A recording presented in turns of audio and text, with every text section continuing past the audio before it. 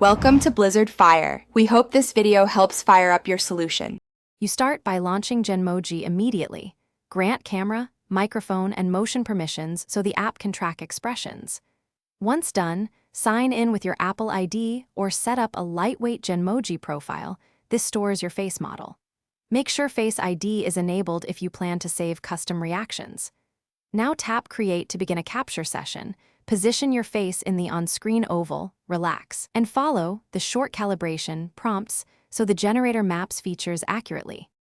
You proceed by recording a short expression sequence: smile, raise brows, then a neutral hold.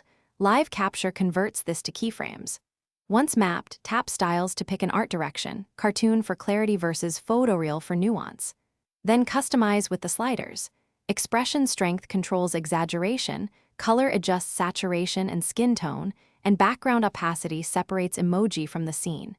As you change options, preview updates in real time. Iterate until movement and look match the intent you want to send. You finish by exporting.